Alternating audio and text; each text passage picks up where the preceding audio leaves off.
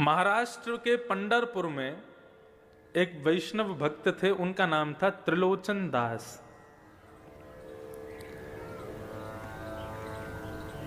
अपनी युवावस्था में ब्याह के बाद उनको कोई संतान नहीं हुई, तो वो निश्चिंत रहे, चिंता नहीं की। उन्होंने कहा श्री पंढरीनाथ भगवान ने हमको संतान नहीं दी, क्यों? क्योंकि पंढरीनाथ भगवान हमारे पुत्र हैं, वे ही हमारे पुत्र के रूप में है, इसलिए हमको उन्होंने कोई संतान नहीं दी। ऐसी भावना वो रखते थे। किसी वैष्णव संत की उन्होंने कथा सुनी, उस कथा में गौ ब्राह्मण संत सेवा, इसको सर्वाधिक श्रेष्ठ जान करके उन्होंने संत सेवा शुरू कर दी अपने घर में। तो रोज क्या करते थे, अपने घर के बाहर खड़े हो जाते, जो पंढरीनाथ भगवान, विट्ठल भगवान, पंढरपुर का नाम सुना है आप लोगों ने? पंढरपुर में भगवान कृष्ण का अद्भुत मंदिर है। वहां पर भगवान कृष्ण दोनों कमर पर ऐसे भुजा रख करके और ईंट के ऊपर खड़े हुए हैं। उनका नाम है विट्ठल, श्री विट्ठल भगवान, भगवान कृष्ण का ही स्वरूप है। एक पुंडलीक नाम का उनका भक्त था। वो अपने माता पिता की इतनी सेवा करता था कि उसकी सेवा से प्रसन्न होकर के भगवान उसको दर्शन देने गए। जब द्वारिकाधीश उसको दर्शन देने गए तो भगवान के अंग से निकलने वाले प्रकाश, भगवान के इत्र की सुगंधी, भगवान के आभूषणों की खनक से वो बड़ा चिंतित हो गया और कहने लगा, कौन है भाई इतना प्रकाश कर रहा है, इतनी सुगंधी आ रही है, इतनी गहनों की आवाज आ रही है, कौन है? तब लक्ष्मी जी ने कहा, पुंडलीक, भगवान आए हैं तुमको दर्शन देने। वो अपने माता पिता के चरण दबा रहा था, तो उसने कहा, मैंने तो बुलाया नहीं भगवान को, क्यों आए हैं? बोले, भैया तुम्हारी माता पिता की चरण में भक्ति इतनी दृढ़ है, उसको देख करके भगवान आए हैं। तो बोले, इनको पाने के लिए थोड़ी करता हूं, अपने माता पिता को सुख देने के लिए करता हूं। लक्ष्मी बोली, जिसके द्वार पर भगवान जाते हैं वो भगवान को आमंत्रण करने के लिए सिंहासन देता है। ठीक है, तुम सेवा कर लो, लेकिन भगवान को कोई आसन तो दे दो, खड़ा होने के लिए, बैठने के लिए। पुंडलीक बड़ा चिंतित हो गया, ये और मेरे सिर पर बला आ गई है। भगवान को बोल रहा है, बुलाया है नहीं, अपने आप बिन बुलाए मेहमान बन के आ गए, अब घर पे और बैठेंगे मेरे आके। तो अब उसको कोई आसन नहीं मिला, तो पैर दबाते दबाते उसको एक नीचे ईंट मिली, तो उसने ईंट को खिसका दिया, ले लो आसन, खड़े हो जाओ इस पर। रुक्मणी जी को गुस्सा आ गया, भगवान का हाथ पकड़ लिया, बोले, बिल्कुल नहीं रुकोगे यहाँ पे, ऐसा अपमान करने वाले भक्त के यहाँ रुकेंगे हम?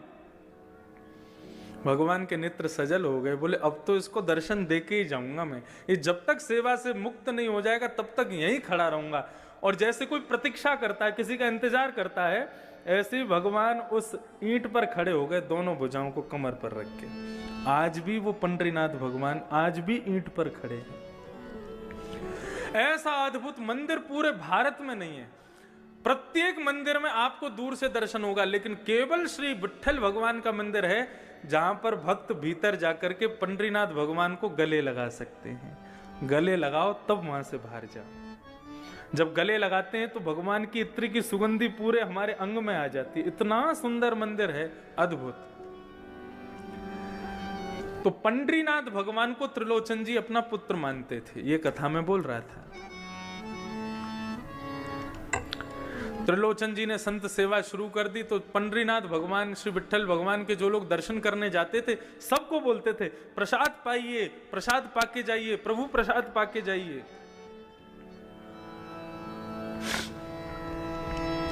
अच्छा, एक मैं नियम आपको बता के जाऊं। इस कथा के जो मुख्य आयोजक परिवार हैं, इस कथा के रूप में हम आपको कुछ दे पाए नहीं दे पाए, ज्ञान दे पाए नहीं दे पाए, हमें नहीं पता आप कितना ले पाओगे या हम क्या दे पाएंगे। ये मन का भाव है और मन से एक भाव प्रकट हो रहा है। पूरी करने की जिम्मेदारी अपने ऊपर रखना भी नहीं। जो यजमान परिवार है उनसे कह रहे हैं, हम भगवान पे ही छोड़ना, वही पूरा करवाएंगे। लेकिन हो सके तो इस नियम को आप शुरू करवा देना। क्या? इस कथा के बाद हर हफ्ते का एक कोई विशेष दिन, और उस विशेष दिन में भी यदि महीने की एकादशी का ही, एकादशी नहीं, द्वादशी का ही दिन यदि आप लोग रखें तो गुना में एक दो घंटे का इसे प्रातःकाल ब्रह्म मुहूर्त में पूरा परिवार उठ करके एक छोटा सा अन्न क्षेत्र करे। राह पर चलते हुए जितने लोग हैं सबको गरम गरम खिचड़ी और थोड़ा बहुत कुछ ना कुछ, ये महीने में जब जब द्वादशी आवे तो द्वादशी के दिन ये एक नियम इस कथा के एक फल के रूप में आप प्रारंभ कर दीजिए। और मैंने पहले ही कहा, उसकी जिम्मेदारी अपने ऊपर मत रखना, उसकी जिम्मेदारी ठाकुर जी पे ही छोड़ देना, बोले आप ही पूरा कराओ। हमें कम से कम ये सांत्वना रहेगी कि हमने अपनी कथा के द्वारा गुना में, और आपको भी एक संतुष्टि रहेगी उस कथा से, हमारे गुना क्षेत्र में प्रत्येक द्वादशी को एक छोटा सा अन्न क्षेत्र चलता है। अन्न ब्रह्म है और उस अन्न का बल ही इतना तीव्र होगा, उस अन्न क्षेत्र का बल ही इतना तीव्र होगा कि वो अन्न ही इतना बल प्रदान करेगा कि इस जन्म क्या अनेक जन्मों तक, आपके कल्प कल्पांतर तक आपके परिवार का कोई भी व्यक्ति अन्न से वंचित कभी नहीं रहेगा। अन्न की कृपा सदैव उस पर बनी रहेगी। तो ऐसे सब लोगों को पूड़ी सब्जी है, खिचड़ी है, जो इच्छा हो, महीने में जब भी द्वादशी आवे, एकादशी के अगले दिन ये एक अन्न क्षेत्र छोटा सा आप प्रारंभ करो। और उसकी कृपा क्या होगी, उसका बल क्या होगा, वो भागवत जी आपको स्वयं दर्शन करा देंगे।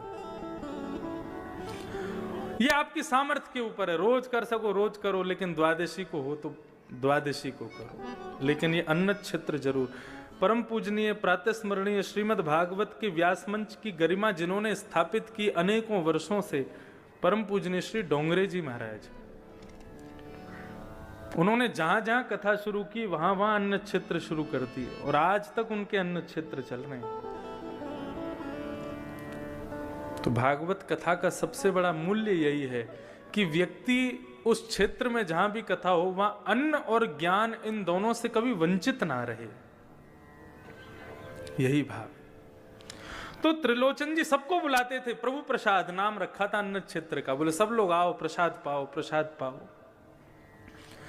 अब वो इतना स्वादिष्ट भोजन बनाते थे कि 100 से 200, 200 से 500, 1000, अब तो प्रत्येक दिन 5-5 हजार लोग भोजन करते थे उनके यहाँ पर। और बनाने वाले कोई नहीं, त्रिलोचन जी और उनकी पत्नी, दो ही लोग, परिवार में और कोई था नहीं, संतान थी नहीं। सेवा करते करते करते करते करते अति वृद्ध हो गए। अति वृद्ध होने के बाद में उन्होंने भगवान से केवल एक ही इच्छा रखी, प्रभु आपने हमें संतान तो दी नहीं, हमने आपको ही पुत्र माना है, लेकिन अब आपसे एक प्रार्थना करते हैं कि हम दोनों बड़े वृद्ध हो गए, हमसे भोजन बनता नहीं है, सबको पवाने में बड़ी दिक्कत होती है, एक कोई वैष्णव भक्त हमको कोई एक नौकर मिल जाए जो हमारे यहाँ पूड़ी सब्जी रोटी साग चावल ये सब बना दिया करे और संतों को परोसवा दिया करे, तो 2 से 3 हो जाएंगे तो सहजता रहेगी। तो दिन रात भगवान से यही प्रार्थना करते थे, एक बढ़िया श्रेष्ठ नौकर मिल जाए, एक कर्मचारी मिल जाए हमको। तो एक दिन श्री त्रिलोचन जी बैठे थे, इतने में ही ऊंची धोती पहन करके, सर पर स्वाफा बांध करके, बड़ा सुंदर सुकोमल स्वरूप सांवला सा एक नन्हा सा बालक त्रिलोचन जी के पास में आ गया। त्रिलोचन जी को आगे प्रणाम किया, बोले हाँ बेटा बताओ कहां से हो, कौन हो, क्या है। बोले हम काम ढूंढ रहे हैं। तो काम मिल जाएगा तुमको यहाँ पे,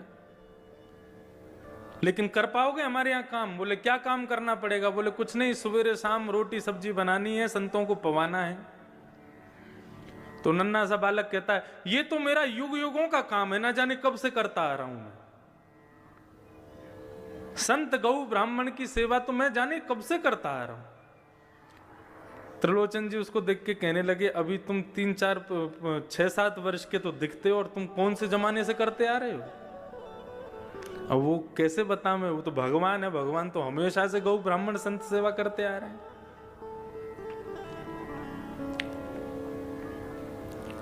एक पंचतंत्र की कथा में यह भाव बताया जाता है।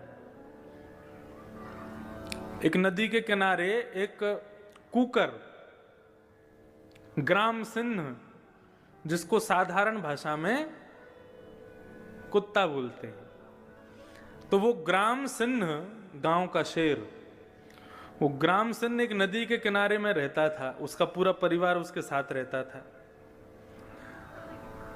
वैशाख के महीने में उसकी पत्नी ब्याई थी, बालक हुए थे बहुत सारे। तो एक दिन नदी में बाढ़ आ गई। जैसे ही बाढ़ आई तो बाढ़ आते ही इतना पानी आया कि उस ग्राम सिंह के बच्चे जोर जोर से चिल्लाने लगे, अरे बाप रे, इतना पानी तो हमने अपने पूरे जीवन में कभी नहीं देखा। तुम्हारा जीवन ही कितना सा, 1 महीना पहले तो तुम्हारा जन्म हुआ है, उसमें भी तुम क्या क्या देख लोगे। तो ठीक उसी प्रकार ये त्रिलोचन जी के पास में जो बालक आया वो कह रहा है, मेरा तो जन्म जन्मों का काम है, ना जाने कब से करता आ रहा हूं। त्रिलोचन जी हंसने लगे, बोले अच्छा नाम क्या है तुम्हारा? बोले मेरा नाम अंतर्यामी है। बोले वाह, बड़ा बढ़िया नाम है। तुम्हारे माता पिता कौन है? बोले मेरे कोई माता पिता नहीं है।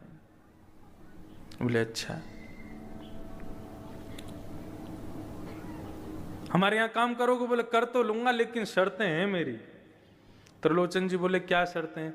बोले सबका भोजन मैं बनाऊंगा, लेकिन मेरा भोजन आपको बनाना पड़ेगा। सबके लिए भोजन मैं बना दूंगा, लेकिन मैं अपने हाथ का बना हुआ भोजन नहीं पाता। ठाकुर जी पूरे विश्व को अन्न प्रदान करते हैं, पूरे विश्व को दाल चावल रोटी सब्जी सब देते हैं, लेकिन ठाकुर जी का भोग हमको ही बना के रखना पड़ता है। ठाकुर जी बोले सबको हम पवा देंगे, लेकिन हमारा भोग आपको बनाना पड़ेगा। त्रिलोचन जी बोले ठीक है, छोटा सा बालक है, छोटा सा इसका पेट है, 2 रोटी में पेट भर जाएगा। दूसरी बात, बोले एक और शर्त है। बोले क्या शर्त है? बोले कि हम 2-4 रोटी नहीं खाते। बोले कितनी खाते हो? बोले 2 सेर आटे की रोटी खाएंगे हम। अब त्रिलोचन जी की पत्नी कहने लगी, सेठानी जी, बोले कोई बात नहीं, पूरे दिन में तुम सबको हजारों लोगों को पवाओगे, 1-आध सेर आटे की रोटी हम तुमको खवा दिया करेंगे, कोई बात नहीं। बोले एक और शर्त है। बोले तीसरी शर्त क्या है? बोले तीसरी शर्त यह है कि हम जितना भी खावें आपको खवाना पड़ेगा। कभी अगर ये बोल दिया बहुत पेटू है, बहुत खाता है, तो मैं छोड़ के चला जाऊंगा, मुझको कभी टोकना नहीं।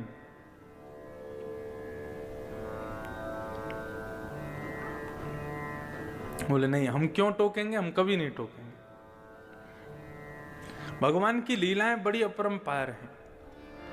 आप लोग कभी उदयपुर की तरफ जावें, राजस्थान, तो वहां हमारे श्री गोवर्धन नाथ भगवान विराजते हैं, श्रीनाथ जी। उनका स्वरूप कैसा है? एक भुजा ऊपर, दूसरी भुजा कमर पे। सबने चित्र में तो दर्शन किए, लेकिन मध्य प्रदेश छत्तीसगढ़ के लोगों को बहुत कम पता है नाथ द्वार के बारे में। तो वहां श्रीनाथ जी का मंदिर है, और श्रीनाथ जी के मंदिर में ही श्रीमद जगत गुरु वल्लभाचार्य जी के सेव्य ठाकुर जी, हजारों वर्ष पुराने ठाकुर जी हैं। इतने से लड्डू गोपाल हैं, हमारे अंगुष्ठ के बराबर के लड्डू गोपाल। उनका नाम है नवनीत प्रिया। नवनीत कहते हैं मक्खन को, प्रिय कहते हैं उससे प्रेम करने वाले, नवनीत प्रिया। तो श्रीनाथ जी का जो भोग लगता है, वैसे ठाकुर जी की भोग की पद्धति ऐसी है कि पूरी रसोई की जितनी सामग्री है वो सारी सामग्री ठाकुर जी के मंदिर में रखनी चाहिए। कैसे? भगवान के मंदिर के आगे पत्तल रख दो, नीचे ही किसी बढ़िया स्टूल पर पत्तल रख करके उसी में कड़ी की भगोनी, उसी में सब्जी का भगोना, उसी में ही रोटी सब्जी सब एक साथ पधरा दो। सब में तुलसी छोड़ दो, कक्ष बंद करके 20 मिनट के लिए ठाकुर जी को भोग लगाने दो। वो नहीं हो सकता तो थाली ठाकुर जी की लगाओ, थाली में ठाकुर जी का भोग लगा के फिर उस थाली को पुनः सब में मिला दो। ये भोग की प्रक्रिया होती है। तो नाथ द्वार में रसोई की सारी सामग्री श्रीनाथ जी के सामने आती है, फिर ठाकुर जी भोग लगाते हैं। लेकिन जो वो छोटे से नवनीत प्रिया जी हैं, वो अपनी गद्दी के सहित उठ करके रसोई में जाते हैं, वहां जाके भोग लगाते हैं। अच्छा, ठाकुर जी के भोग में एक नियम है क्या? मिष्ठान जो है, मीठा जो है, वो ठाकुर जी की तरफ होना चाहिए। जैसे आपने पूरी थाली लगाई तो ये जितनी भी खट्टी पदार्थ हैं या नमकीन पदार्थ हैं, दाल चावल आदि, इन सबको दूसरी तरफ रखो। मिष्ठान जो है वो ठाकुर जी के आगे सबसे पहले वही रखो, मीठा। ठाकुर जी पहले मीठा खाते हैं, उसके बाद फिर कुछ नमकीन खाते हैं, फिर मीठा खाते हैं, फिर कुछ नमकीन खाते हैं। ऐसे ठाकुर जी का नियम है। तो नवनीत प्रिया जी जो इतने से लाल जी हैं, ठाकुर जी हैं, उनको रसोई में ले जाकर के भोग लगाया जाता है। तो उनका नियम है सबसे पहले मिठाई रखी जाएगी, उसके बाद में पापड़ रखे जाएंगे, उसके बाद में नमकीन रखी जाएगी, उसके बाद में दाल चावल रोटी ये सब रखे जाएंगे। तो एक दिन पुजारी जी से गलती हो गई, ठाकुर जी की सिंहासन के आगे उन्होंने कड़ी रख दी, मिठाई की जगह कड़ी रख दी, और कड़ी रख दी और मिठाई रख दी दूर कहीं पर, मिष्ठान खीर आदि कुछ होगा। और जैसे कपाट लगा करके पुजारी जी चले गए, 20 मिनट बाद जब कपाट खोल करके देखा तो सिंहासन पर ठाकुर जी हैं ही नहीं। अब इतने से गोपाल जी, उनको कहां ढूंढे, साग सब्जी दाल चावलों में ढूंढ रहे हैं, उनको मिल ही नहीं रहे, सब जगह खोज लिया, नहीं मिले तो फिर छन्नी मंगाई, और छन्नी मंगा करके सारे रस पदार्थों को छाना गया। कहां गए ठाकुर जी, सबको छानते छानते अंत में जैसे ही वो कड़ी जो सामने रखी थी उसको जैसे ही छाना, उसमें ठाकुर जी मिल गए। तो पुजारी जी को लगा, वाह आपको कड़ी इतनी पसंद है, अब तो भैया रोज कड़ी बनेगी, अब तो 15 दिन तक रोज कड़ी कड़ी बन रही है महाराज, कड़ी का ही भोग लग रहा है और कुछ लगा ही नहीं रहे। बोले इतनी बढ़िया लगी कि उसमें कूद गए। तो एक दिन पुजारी जी के सपने में रोते हुए भगवान आए। पुजारी जी बोले क्या हो गया, आप रो क्यों रहे हो, हमसे सेवा में कोई अपराध हो गया? बोले तुम रोज कड़ी कड़ी खवा रहे हो। बोले उस दिन आप कूद गए कड़ी में तो हमको लगा आपको प्रिय है इसलिए लगा रहे हैं। बोले मुझे कड़ी प्रिय नहीं, मैं तो खीर खाने जा रहा था तो बीच में कड़ी पड़ गई, उसमें ही गिर गया मैं। बोले कड़ी नहीं खीर का भोग लगाओ। तो ये सब अनुभव आपको भी होंगे यदि भाव से सेवा करोगे। तो त्रिलोचन जी ने कहा, त्रिलोचन जी से भगवान ने कहा कभी हमसे ये मत कहना बहुत पेटू है बहुत खाता है, यदि कहा तो हम चले जाएंगे।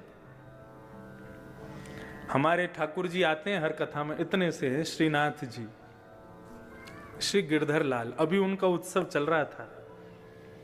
अभी सुबह आस्था भजन पर भी वो चल रहा है 11 बजे से लेकर के 3 बजे तक। तो 11 से 1 बजे तक अपने घर पर आप कथा सुनो, भोजन पाते जाओ, और 1 बजे फिर यहाँ आ जाओ, 2 बजे से फिर यहाँ सुनो। तो उनका उत्सव हम करते हैं हर वर्ष। इतने से ठाकुर जी और उनका 56 भोग लगता है, विशाल पाते हैं ठाकुर जी को भोग। 3 चीज बहुत प्रिय है ठाकुर जी को। सबसे पहला श्रृंगार, अच्छे अच्छे श्रृंगार हों, अच्छे अच्छे अलंकार हों। दूसरा ठाकुर जी को प्रिय राग, कीर्तन कथा, ये सत्संग भजन, ये सब ठाकुर जी को प्रिय है। और तीसरा ठाकुर जी को प्रिय भोग। बस ये 3 ही सेवा के स्वरूप हैं, इसके अलावा कुछ नहीं करना। राग भोग और श्रृंगार। तो त्रिलोचन जी बोले हमको कभी पेटू मत बोलना। बोले कभी नहीं बोलेंगे। अब तो महाराज भगवान अंतर्यामी ने सेवा करना शुरू किया। कड़ी बनाते हैं, सब्जी बनाते हैं, खीर बनाते हैं, पूड़ी बनाते हैं, रोटी बनाते हैं, अकेले बैठ करके बनाते हैं, और सब संतों को पवाते हैं, सबको पवाते हैं। सब लोग अपनी उंगली चाटते रह जाते हैं, ऐसा स्वाद। और सबसे बड़ी कमाल की बात तो ये कि कितनी भी पंगत आ जाए कभी भी सब्जी कम नहीं पड़ती। और सबको पवाने के बाद फिर ठाकुर जी स्वयं बैठते हैं, सेठ सेठानी पूरे दिन बना बना के खिलाते हैं, पूरे दिन खाते ही रहते हैं। रात्रि में अपना भोग आदि से निवृत्त होकर फिर मालिश करते हैं, तेल लेकर के त्रिलोचन जी के पैर दबाते हैं, हाथ दबाते हैं, शरीर की पूरी मालिश करते हैं। वर्षों से सेवा कर रहे अंतर्यामी भगवान, उनकी सेवा से त्रिलोचन जी की वृद्धता चली गई, बिल्कुल युवा जैसे दिखने लगे। आस पड़ोस के सब लोग कहने लगे, बोले महाराज तुम्हारे यहाँ बढ़िया नौकर आया है, तुम्हारे दिन बदल दिए, देखना बुढ़ापे के बाद युवावस्था आ गई तुम्हारी। तो लेकिन सेठ जी की पत्नी को सब कहने लगे सेठ जी पर बड़ी कृपा की है तुम्हारे सेवक ने, लेकिन तुम अब भी वृद्ध हो, तुम अभी भी बुढ़ी हो, क्यों? बोले सेवा इनकी करता, हमसे तो करवाता है वो। पूरे दिन रोटी बना बना के खिलाना पड़ता है उसको, बहुत पेटू है, बहुत खाता है। जैसे ही ये बात कही है, भगवान अंतर ध्यान हो गए। शाम का समय हुआ, त्रिलोचन जी और उनकी पत्नी ढूंढ रहे हैं, बेटा अंतर्यामी कहाँ हो? पूरा घर खोज लिया, कक्ष खोज लिए, गली खोज ली, मोहल्ले खोज लिए, लेकिन नहीं मिले। इतने व्याकुल हो गए,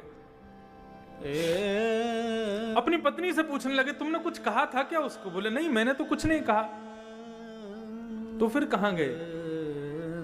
कहीं तुमने गलती से पेटू है, बहुत खाता है, ऐसा तो नहीं कहा? बोले कि मुझसे अपराध हो गया, मैंने अपनी सहेलियों से कह दिया था।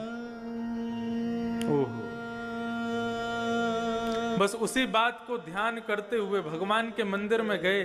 श्री पंडरीनाथ भगवान ईंट के ऊपर खड़े हैं, दोनों भुजा रख करके। त्रिलोचन जी रोने लगे, भगवान के चरणों में प्रार्थना करके बोले, आपने संतान नहीं दी, हमने स्वीकार किया।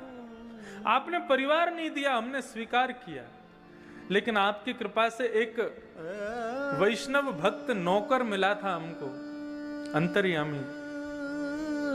हमसे अपराध हो गया, वो हमें छोड़ के चला गया। प्रभु हमें कुछ नहीं चाहिए, हम जीवन पर्यंत उसको देख देख करके जी लेंगे, लेकिन कृपा करके उसको वापस बुला दो। ऐसा कहकर के त्रिलोचन जी जैसे ही रोने लगे, भगवान से देखा नहीं गया और सामने खड़े हुए पंडरीनाथ भगवान ही अंतर्यामी के रूप में प्रकट हो गए और सेठ जी को अपने हृदय से लगा दिया। बोले, गौ ब्राह्मण संत सेवा के लिए कोई सेवक आपके घर नहीं आता है। यदि संत सेवा में किसी की अति निष्ठा है तो उसको मेरा ही स्वरूप मानिएगा, वो मैं ही आया हूं। साधारण मानव की संत में कभी इतनी निष्ठा नहीं हो सकती, मेरा ही अंश उसके भीतर जाकर के संत के प्रति निष्ठा को प्रकट करता है, वो मैं ही था।